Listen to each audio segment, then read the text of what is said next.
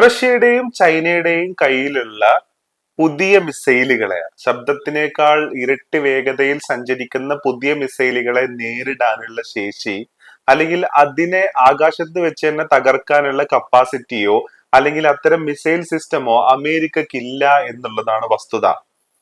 അതുകൊണ്ട് തന്നെ ഈ മിസൈലുകളെ നേരിടാനുള്ള പുതിയ സാങ്കേതിക വിദ്യ നിർമ്മിക്കാൻ ഒരുങ്ങുകയാണ് അമേരിക്ക.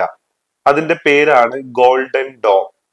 അയൺ ഡോമുമായിട്ട് ഏറെക്കുറെ റിസംബ്ലൻസസ് ഉള്ള ഒരു പേരാണെങ്കിൽ കൂടെ അയൺ ഡോമിൽ നിന്നും താഡിൽ നിന്നും പാട്രിയോട്ടിൽ നിന്നെല്ലാം വ്യത്യസ്തമായിട്ടുള്ള ഒരു ആന്റി മിസൈൽ സംവിധാനമാണ് ഈ പറയുന്ന ഗോൾഡൻ ഡോം എന്ന് പറയുന്നത്. ചൈനയുടെയും റഷ്യയുടെയും കയ്യിലുള്ള വലിപ്പമേറിയ പുതിയ സാങ്കേതിക വിദ്യ ഉൾക്കൊള്ളുന്ന ശബ്ദത്തിനേക്കാൾ 5 ഇരട്ടി വേഗതയിൽ കൂടുതൽ സഞ്ചരിക്കുന്ന ബാലിസ്റ്റിക് മിസൈലുകൾ, മാത്രമല്ല സഞ്ചാര പഥത്തിനിടയ്ക്ക് ദിശ മാറ്റാൻ പോലും ശക്തിയുള്ള ബാലിസ്റ്റിക് മിസൈലുകളെ തകർക്കാനുള്ള, ആകാശത്ത് വെച്ച് ഇന്റർസെപ്റ്റ് ചെയ്യാനും അതിനെ തകർക്കാനുമുള്ള മെക്കാനിസം യഥാർത്ഥത്തിൽ ഇന്ന് അമേരിക്കയുടെ കയ്യിലില്ല എന്നുള്ളതാണ് വസ്തുത. പക്ഷേ അയൺ ഡോമും പാട്രിയോട്ടും അതേപോലെ തന്നെ ഉള്ള മിസൈലുകൾ എങ്ങനെയാണ് യഥാർത്ഥത്തിൽ, ഏത് തരം മിസൈലുകളെയാണ് ഈ പറയുന്ന ആന്റി മിസൈൽ സിസ്റ്റങ്ങൾ നേരിടുന്നത്? ഇപ്പൊ നമ്മൾ അയൺ ഡോം എടുത്ത് നോക്കുകയാണെന്നുണ്ടെങ്കിൽ ഗസയിലുള്ള ഹമാസോ അല്ലെങ്കിൽ ലെബനോനിലുള്ള ഹിസ്ബുള്ളയൊക്കെ അയക്കുന്ന ചെറിയ റോക്കറ്റുകളെ മാത്രം ഇന്റർസെപ്റ്റ് ചെയ്യാനും അതിനെ ആകാശത്ത് വെച്ച് നിർവീര്യമാക്കാനും ശക്തിയും പ്രാപ്തിയും ഉള്ളതാണ് ഈ അയൺ ഡോം എന്ന് പറയുന്നത്. താഡ്, പാട്രിയോട്ട് പോലെയുള്ള മിസൈലുകള് ബാലിസ്റ്റിക് മിസൈലുകളെയും ക്രൂയിസ് മിസൈലുകളെയും ഒക്കെ ഇന്റർസെപ്റ്റ് ചെയ്യാനും ആകാശത്ത് വെച്ച് തന്നെ അതിലേക്ക് നിർവീര്യമാക്കാനും ശേഷിയുള്ളതാണ് എന്നുള്ളതാണ്. എന്നാൽ മാക് 5 മുകളിലോട്ട് വരുന്ന മാക് 5 മുകളിലോട്ട് എന്ന് പറഞ്ഞാല് ശബ്ദം സഞ്ചരിക്കുന്നതിനേക്കാൾ ഇരട്ടി 5 അല്ലെങ്കിൽ 7 10 ഇരട്ടി വേഗതയിൽ സഞ്ചരിക്കുന്ന മിസൈലുകളെയാണ് ഹൈപ്പർസോണിക് മിസൈലുകൾ എന്ന് പറയാം. ഇത്തരത്തിലുള്ള ഹൈപ്പർസോണിക് മിസൈലുകളെ നേരിടാനോ ഇന്റർസെപ്റ്റ് ചെയ്യാനോ ഉള്ള കപ്പാസിറ്റിയോ അത്തരത്തിലുള്ള ആയുധങ്ങളോ അമേരിക്കയുടെ കയ്യിലില്ല എന്നുള്ളതാണ്.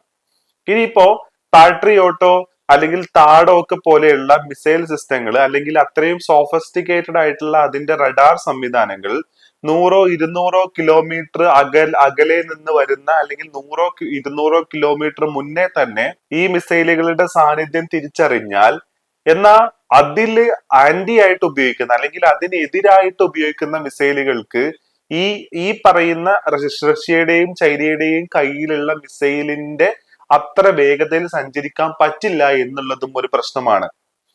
അതായത് മിസൈൽ അറ്റാക്കിനെ അമേരിക്ക മനസ്സിലാക്കിയാലും മിസൈലിനെ അമേരിക്ക കണ്ടുപിടിച്ചു കഴിഞ്ഞാലും ആ മിസൈലിനെ നിർവീര്യമാക്കാനോ ആ മിസൈലിനെ ഇന്റർസെപ്റ്റ് ചെയ്യാനോ ഉള്ള കപ്പാസിറ്റി ഇന്ന് അമേരിക്കക്ക് ഇല്ല എന്നുള്ളതാണ് പ്രധാനപ്പെട്ട വസ്തുത. ഇപ്പൊ നാറ്റോ സാത്താൻ എന്നൊക്കെ വിളിക്കുന്ന റഷ്യയുടെ കയ്യിലുള്ള മിസൈൽ, അതായത് ന്യൂക്ലിയർ ബോംബുകളെ പോലും വഹിക്കാൻ ശേഷിയുള്ള 1-2 അതിൽ കൂടുതലോ മിസൈലുകളെ, ന്യൂക്ലിയർ ബോംബുകളെ ഉൾക്കൊള്ളിക്കാൻ കഴിയുന്ന റഷ്യയുടെ കയ്യിലുള്ള സാത്താൻ എന്ന് പറയുന്ന മിസൈൽ, അത് ഏകദേശം ശബ്ദത്തിനേക്കാൾ 7 ഇരട്ടി വേഗതയിലാണ് ഇത് സഞ്ചരിക്കുന്നത്. മാത്രമല്ല 10,000-ലധികം കിലോമീറ്റർ ദൂരത്തേക്ക് ഈ മിസൈലിന് സഞ്ചരിക്കാൻ പറ്റും. അതുമല്ല, സഞ്ചരിക്കുന്ന പാതയില് സഞ്ചാര പാതയെ ഇടയ്ക്കിടയ്ക്ക് ചേഞ്ച് ചെയ്യാനും ഈ മിസൈലുകൾക്ക് സാധിക്കുന്നു എന്നുള്ളതാണ്. അപ്പോ ഇത്തരൊരു മിസൈൽ റഷ്യ അമേരിക്കയ്ക്ക് നേരെ പ്രയോഗിച്ചു കഴിഞ്ഞാൽ ഒരു കാരണവശാലും ഈ മിസൈലുകളെ ഇന്റർസെപ്റ്റ് ചെയ്യാൻ ഇന്നത്തെ സാഹചര്യത്തിൽ അമേരിക്കക്ക് സാധിക്കില്ല എന്നുള്ളതാണ്.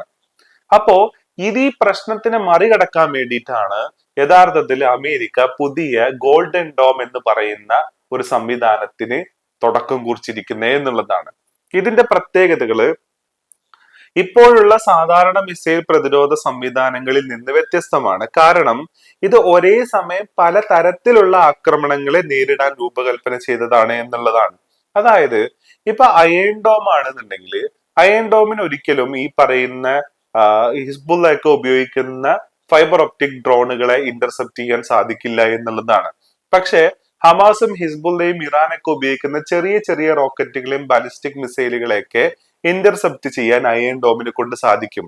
പക്ഷേ ഈ പറയുന്ന ഡ്രോൺ അറ്റാക്കിനെ ഒന്നും യഥാർത്ഥത്തിൽ അറ്റാക്ക് ചെയ്യാനോ അല്ലെങ്കിൽ ഈ പറയുന്ന ഫൈറ്റർ ജെറ്റുകളെ ഒന്നും അറ്റാക്ക് ചെയ്യാനോ ഈ അയൺ ഡോമിന് സാധിക്കില്ല എന്നുള്ളതാണ് വസ്തുത. അപ്പോ ഒരു ഒരു മിസൈൽ സംവിധാനം ഉണ്ട് എങ്കിൽ അത് ഏതെങ്കിലും ഒരു മിസൈലിനെ ഇന്റർസെപ്റ്റ് ചെയ്യാനോ അല്ലെങ്കിൽ അതിനെ ഡ്രോണിനെ ഇന്റർസെപ്റ്റ് ചെയ്യാനോ അങ്ങനെ ഏതെങ്കിലും ഒരു കാര്യം മാത്രമേ ഇത്തരത്തിലുള്ള സംവിധാനങ്ങൾക്ക് ചെയ്യാൻ പറ്റൂ. എന്നാൽ അമേരിക്ക ഇപ്പൊ ഡെവലപ്പ് ചെയ്യുന്നത് മൾട്ടി ലെയേർഡ് ആണ് എന്നുള്ളതാണ്. അതായത് ബാലിസ്റ്റിക് മിസൈലുകളെ നേരിടാൻ പറ്റും, ഹൈപ്പർസോണിക് മിസൈലുകളെ നേരിടാൻ പറ്റും, ക്രൂയിസ് മിസൈലുകളെ നേരിടാൻ പറ്റും, ഡ്രോൺ സോം ആക്രമണങ്ങളെ നേരിടാൻ പറ്റും, സൈബർ ആക്രമണങ്ങളെ നേരിടാൻ പറ്റും, ഇലക്ട്രോണിക് വാർഫെയർ അതായത് ഈ പറയുന്ന ഇൻകമിങ് ആയിട്ടുള്ള മിസൈലുകളെ ജാമാക്കാനും ഡ്രോണുകളെ ജാമാക്കാനൊക്കെ പറ്റുന്ന രീതിയിലുള്ള ടെക്നോളജി ഉൾക്കൊള്ളുന്നതാണ് ഈ അയൺ ഡോം എന്നാണ് പറഞ്ഞു വരുന്നത്. എന്തുകൊണ്ടാണ് ഇത് ഇത്രയും അത്യാവശ്യമായിട്ട് വരുന്നത്? അതായത് ചൈന, റഷ്യ എന്നിവ വികസിപ്പിച്ചു കൊണ്ടിരിക്കുന്ന പുതിയ ഹൈപ്പർസോണിക് മിസൈലുകൾ ശബ്ദവേഗതയുടെ പല മടങ്ങ് വേഗത്തിൽ സഞ്ചരിക്കുകയും വഴിമാറ്റങ്ങൾ നടത്തുകയും ചെയ്യുന്നു എന്നുള്ളതാണ്. അപ്പോ ഇവിടെയാണ് നമ്മൾ കൂടുതലായിട്ട് ഈ സിസ്റ്റത്തിനെ മനസ്സിലാക്കേണ്ടത്.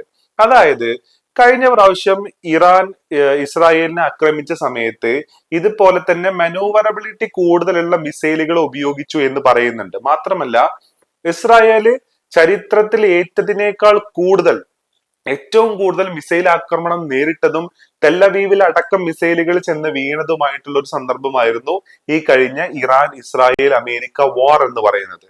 അന്ന് ഇറാന്റെ കയ്യിലുള്ള ഈ പറയുന്ന സൂപ്പർസോണിക് മിസൈലുകളെ ഇസ്രായേലിന് നേരെ ഉപയോഗിച്ചപ്പോ ഇസ്രായേലിന്റെ കയ്യിലുള്ള ഈ പറയുന്ന അയൺ ഡോമിന് അതിനെ ഇന്റർസെപ്റ്റ് ചെയ്യാൻ കഴിഞ്ഞില്ല എന്നുള്ളതാണ് വസ്തുത. ആ മിസൈലുകളെല്ലാം തന്നെ ഇസ്രായേലിന്റെ മണ്ണിൽ പോയി വീണിട്ടുണ്ട് എന്നുള്ളതാണ്. എന്നാൽ ഇറാൻ ഇതിന് മുന്നേ ഉപയോഗിച്ചിട്ടുള്ള ഈ പറയുന്ന ചെറിയ ഡ്രോണുകളെയും ചെറിയ ബാലിസ്റ്റിക് മിസൈലുകളെയും യഥാർത്ഥത്തിൽ ഇസ്രായേൽ ഇന്റർസെപ്റ്റ് ചെയ്തിട്ടുണ്ട് എന്നുള്ളതാണ്. അതായത് ഇസ്രായേലിന്റെ കയ്യിലുള്ള അയൺ ഡോം യഥാർത്ഥത്തിൽ ഒരു 50 60 അല്ലെങ്കിൽ 100 കിലോമീറ്റർ ദൂരെ നിന്ന് വരുന്ന ഒരു മിസൈലിനെ ഇന്റർസെപ്റ്റ് ചെയ്യുകയും അല്ലെങ്കിൽ അതിന്റെ ഒരു സാന്നിധ്യം മനസ്സിലാക്കുകയും അത് ഏത് ദിശയിലൂടെ വരുന്നു, എത്ര വേഗതയിൽ അത് വരുന്നു, അത് വന്ന് വീഴാൻ സാധ്യതയുള്ള സാധാരണ ജനങ്ങൾ ജീവിക്കുന്ന സ്ഥലത്താണോ അതോ ഒന്നുമില്ലാത്ത വീണാൽ ഒരു പ്രശ്നമില്ലാത്ത സ്ഥലത്താണോ എന്നൊക്കെ ഉള്ളത് അനലൈസ് ചെയ്തിട്ട് സാധാരണ ജനങ്ങൾ താമസിക്കുന്ന സ്ഥലമാണ് കൂടുതൽ നാശനഷ്ടങ്ങൾ സംഭവിക്കാൻ സാധ്യതയുണ്ട് എന്നൊക്കെയുള്ള സിറ്റുവേഷൻ ആണെന്നുണ്ടെങ്കിൽ ഇതിന്റെ സ്പീഡും ഇതിന്റെ ദിശയും മനസ്സിലാക്കി ആ ദിശയിലോട്ട് മറ്റൊരു മിസൈലിനെ പറഞ്ഞയക്കുകയാണ് ചെയ്യുന്നത്. ആ മിസൈല് കറക്റ്റ് ഇതിന്റെ ദൂരവും സ്പീഡും കണക്കാക്കി കറക്റ്റ് സ്ഥലത്ത് ചെന്ന് ഇതിനെ തട്ടുകയും ആ മിസൈൽ ആകാശത്ത് വെച്ച് തന്നെ പൊട്ടിച്ചിതറുകയും ചെയ്യുന്നു എന്നുള്ളതാണ് ഈ അയൺ ഡോമും താഡും പാട്രിയോട്ട് അടക്കമുള്ള സിസ്റ്റങ്ങൾ ചെയ്യുന്നത്. എന്നാൽ ഈ ഇസ്രായേലിലോട്ട് വരുന്ന ഒരു മിസൈൽ ഒരു ഒരേ സഞ്ചാര പദത്തിൽ വരികയും പെട്ടെന്ന് തന്നെ അതിന് ദിശ ചേഞ്ച് ചെയ്യാൻ പറ്റുകയും വീണ്ടും കുറച്ചു ദൂരം നേരെ സഞ്ചരിച്ച ശേഷം വീണ്ടും അതിന് ദിശ മാറ്റാൻ പറ്റുന്നുണ്ട് എങ്കിൽ ഈ പറയുന്ന ഈ പാട്രിയോട്ടിനോ അയൺ ഡോമിനോ അതിന് ഇന്റർസെപ്റ്റ് ചെയ്യാൻ പറ്റത്തില്ല എന്നുള്ളതാണ്. കാരണം ഒരേ ദിശയിൽ വന്നുകൊണ്ടിരിക്കുന്നതിന് മാത്രമേ ഇതിന് തിരിച്ച് അറ്റാക്ക് ചെയ്യാൻ സാധിക്കുകയുള്ളൂ എന്നുള്ളതാണ് അതിന്റെ പ്രധാനപ്പെട്ട സവിശേഷത എന്ന് പറയുന്നത്. മാത്രമല്ല ശബ്ദത്തിനേക്കാൾ 7 ഇരട്ടി അല്ലെങ്കിൽ 5 ഇരട്ടി വേഗതയിലാണ് ഇത് വരുന്നത് എങ്കിൽ അത്ര വേഗത കൈവരിക്കാൻ ഇപ്പോ ഇസ്രായേലിന്റെ കയ്യിലുള്ള ഈ പറയുന്ന അയൺ ഡോമിന് സാധിക്കില്ല എന്നുള്ളതും കൂടെ ഒരു വസ്തുതയാണ് എന്നുള്ളതാണ്. മാത്രമല്ല ഹിസ്ബുള്ള അയക്കുന്ന ഡ്രോണുകളെ പോലും ഇവർക്ക് ഇന്റർസെപ്റ്റ് ചെയ്യാൻ പറ്റില്ല. അപ്പൊ അതുകൊണ്ടാണ് അമേരിക്ക ഈ പറയുന്ന കാര്യങ്ങളെല്ലാം ഉൾക്കൊള്ളുന്ന പുതിയൊരു ആയുധത്തിനെ നിർമ്മിക്കാൻ വേണ്ടിയിട്ട് ശ്രമിക്കുന്നത് എന്നുള്ളതാണ്. അപ്പൊ ഗോൾഡൻ ഡോം എന്ന് പറയുന്നത് പല ലെയറുകൾ ചേർന്നിട്ടുള്ള ഒരു നെറ്റ്വർക്ക് ആണ്. അതായത് ഉപഗ്രഹങ്ങൾ സാറ്റലൈറ്റുകൾ ഉപയോഗിക്കാം. അപ്പൊ എന്തിനാണ് സാറ്റലൈറ്റുകൾ ഉപയോഗിക്കുന്നത്? ഇപ്പോ ഇറാൻ ഒരു മിസൈലിനെ ലോഞ്ച് ചെയ്ത് കഴിഞ്ഞാല് അത് ലോഞ്ച് ചെയ്ത് അമേരിക്കക്ക് അടുത്തെത്തുമ്പോഴോ അല്ലെങ്കിൽ ഇസ്രായേലിന്റെ അടുത്തേക്ക് എത്തുമ്പോഴാണ് ഇവര് ഇങ്ങനെ ഒരു മിസൈൽ വരുന്നതിനെ കുറിച്ച് മനസ്സിലാക്കുന്നത്. അല്ലെങ്കിൽ അവർക്ക് ഇന്റലിജൻസ് വിവരങ്ങൾ ഉണ്ടെന്നുണ്ടെങ്കിലും ഇവരിത് മനസ്സിലാക്കും. എന്നാൽ ഉപഗ്രഹങ്ങൾ ഉപയോഗിക്കുമ്പോൾ ഒരു ഗുണം എന്താണെന്ന് ചോദിച്ചു കഴിഞ്ഞാല് ഇറാനിൽ നിന്നും ഇത് ലോഞ്ച് ചെയ്യുന്ന സമയത്ത് തന്നെ ഇവർക്ക് ഇത് മനസ്സിലാക്കാൻ സാധിക്കും എന്നുള്ളതാണ്. അപ്പൊ ഇങ്ങനെ ഒരു ടെക്നോളജി ആയിരിക്കും ഇവര് ഈ ഗോൾഡൻ ഡോമിനകത്ത് ഇൻക്ലൂഡ് ചെയ്യുക എന്നുള്ളതാണ്. പിന്നെ അഡ്വാൻസ്ഡ് ആയിട്ടുള്ള റഡാർ സിസ്റ്റം, ദൂരെ നിന്ന് തന്നെ 400 കിലോമീറ്റർ അപ്പുറത്ത് നിന്ന് തന്നെ ഈ പറയുന്ന മിസൈലിന്റെ സാന്നിധ്യം കണ്ടെത്താൻ ഉതകുന്ന തരത്തിലുള്ള റഡാർ സിസ്റ്റങ്ങൾ ഉപയോഗിക്കുക. അതേപോലെ തന്നെ ഇന്റർസെപ്റ്റർ മിസൈൽസ്, അതായത് ഇപ്പോ ഒരു മാക് 5 മാക് 7 സ്പീഡിൽ വരുന്ന ഒരു മിസൈലിനെ അതേ സ്പീഡിലുള്ള മിസൈലുകൾ ഉപയോഗിച്ചിട്ട് ആകാശത്ത് തന്നെ വെച്ച് തകർക്കുന്ന രീതിയിലുള്ള ഒരു സിസ്റ്റം. അടുത്തത് AI ആൻഡ് ഡേറ്റ നെറ്റ്വർക്ക്. അതായത് ഈ പറയുന്ന മിസൈലിനെ ഇന്റർസെപ്റ്റ് ചെയ്താൽ AI ഉപയോഗിച്ചിട്ട് ഉടനടി അതിന് എങ്ങനെ തിരിച്ചടി നൽകണം, എങ്ങനെ ആയിരിക്കണം ഇതിനെതിരായിട്ടുള്ള മിസൈലിനെ ലോഞ്ച് ചെയ്യേണ്ടത് എന്നുള്ള സിസ്റ്റം അത് ഉടനടി വിത്തിൻ മിനിറ്റുകൾക്കുള്ളിൽ തന്നെ തീരുമാനിക്കുന്ന രീതിയിലേക്ക് AI വെച്ചിട്ടുള്ള ഡാറ്റ ഡ്രിവൺ ആയിട്ടുള്ള ഒരു ടെക്നോളജീനെ വികസിപ്പിക്കുക. അടുത്തത് സൈബർ ഡിഫൻസ് ലേയേഴ്സ് ആണ്. ഡിജിറ്റൽ ആക്രമണങ്ങളെ നേരിടാൻ വേണ്ടിയിട്ടുള്ള സൈബർ ഡിജിറ്റൽ ലേയേഴ്സും കൂടെ ഇൻക്ലൂഡഡ് ആവുന്ന ഇങ്ങനെ മൾട്ടി ലെയേർഡ് ആയിട്ടുള്ള ഒരു സിസ്റ്റത്തിന് വേണ്ടിയിട്ടാണ് ഇവരിപ്പോ ശ്രമിച്ചുകൊണ്ടിരിക്കുന്നത് എന്നുള്ളതാണ്. ഇതിന്റെ പ്രധാനപ്പെട്ട ഒരു വെല്ലുവിളി എന്ന് പറയുന്നത് ഇതിന്റെ ചെലവ് തന്നെയാണ്. കോടിക്കണക്കിന് ഡോളർ ചെലവ് വരുന്ന ഒരു പരിപാടിയാണ് ഇത് എന്നുള്ളതാണ്. അപ്പോഴാണ് എഗൈൻ ഇപ്പൊ ഇവർ അനുഭവിച്ചുകൊണ്ടിരിക്കുന്ന പ്രശ്നങ്ങൾ വീണ്ടും കയറി വരുന്നത്. കോടിക്കണക്കിന് രൂപ ചെലവഴിച്ചിട്ട് ഇങ്ങനെ ഒരു സിസ്റ്റം ഉണ്ടാക്കിയിട്ട് ഇറാൻ ഏകദേശം 2-3 ലക്ഷം രൂപ വരുന്ന ഇറാൻ അയക്കുന്ന ഒരു ഡ്രോണിനെ അറ്റാക്ക് ചെയ്യാൻ വേണ്ടിയിട്ട് കോടിക്കണക്കിന് ചെലവഴിച്ചിട്ടുള്ള ഒരു മിസൈലിനായിരിക്കും ചിലപ്പം ഇവർ ഉപയോഗിക്കുന്നത് എന്നുള്ളതാണ് ഇതിലെ കോമഡി. ഇനി കൂടുതൽ വാർ ഹെഡുകളൊന്നും ഇല്ലാത്ത രീതിയിലുള്ള ഡമ്മി മിസൈലാണ് ഇവര് വിക്ഷേപിക്കുന്നുണ്ടെങ്കിൽ അതിനെ അറ്റാക്ക് ചെയ്യാൻ വേണ്ടിയിട്ടും ഇവർ ഈ കോടികൾ ചെലവഴിക്കേണ്ടി വരും എന്നുള്ള പ്രശ്നം കൂടെ ഇവിടെ നിലനിൽക്കുന്നുണ്ട് എന്നുള്ളതാണ്. എന്നായിരുന്നാൽ കൂടെ അഡ്വാൻസ്ഡ് ആയിട്ടുള്ള ഒരു സിസ്റ്റത്തിനെ ഡെവലപ്പ് ചെയ്യുക എന്നുള്ളത് തന്നെയാണ് അമേരിക്കയുടെ ഇവിടുത്തെ പ്രത്യേക വെല്ലുവിളി എന്ന് പറയുന്നത്. ഇപ്പൊ പക്ഷെ ഇതിന്റെ ഒരു ഡെവലപ്മെന്റ് സ്റ്റേജ് എന്തായെന്ന് ചോദിച്ചു കഴിഞ്ഞാല് ഇതിന്റെ ഒരു ബ്ലൂ പ്രിന്റ് ഒക്കെ അവർ റെഡി ആക്കിയിട്ടുണ്ട്. അതേപോലെ തന്നെ സ്പേസ് ബേസ്ഡ് ആയിട്ടുള്ള ട്രാക്കിംഗ് സിസ്റ്റത്തിനെ ഡെവലപ്പ് ചെയ്യാനുള്ള അതിന്റെ ഡെവലപ്മെന്റ് സ്റ്റേജിലും കൂടിയാണ് ഇപ്പോ ഇവരുള്ളത് എന്നുള്ളതാണ്. കുറച്ചധികം കമ്പനികൾ അമേരിക്കയിലെ ഈ പറയുന്ന ഡിഫൻസ് മെറ്റീരിയൽ ഉണ്ടാക്കുന്ന ലോക്ക്ഹെഡ് മാർട്ടിൻ, RTX, നോർത്രോപ്പ് ഗ്രൂമാൻ, അതേപോലെ തന്നെ സ്പേസ് എക്സ്, അതേപോലെ തന്നെ ആർട്ടിൽ ഇൻഡസ്ട്രീസ്, ഈ പറയുന്ന കമ്പനികളെല്ലാം തന്നെ ഇപ്പൊ ഈ റിസർച്ചിന്റെ ഭാഗമാണ് എന്നുള്ളതാണ്. അപ്പൊ പറഞ്ഞു വരുന്നത് ലോകത്ത് ആരും അങ്ങനെ സേഫ് ഒന്നുമല്ല. ലോകത്തിൽ ഇപ്പൊ പല രാജ്യങ്ങളുടെയും കയ്യിലുള്ള മിസൈലുകൾ എടുത്തിട്ട് അമേരിക്കക്കും ഇസ്രായേലിനും നേരെ ഉപയോഗിച്ചു കഴിഞ്ഞു കഴിഞ്ഞാല് അവർക്ക് ഇതിനെ തടുക്കാനൊന്നും സാധിക്കത്തില്ല.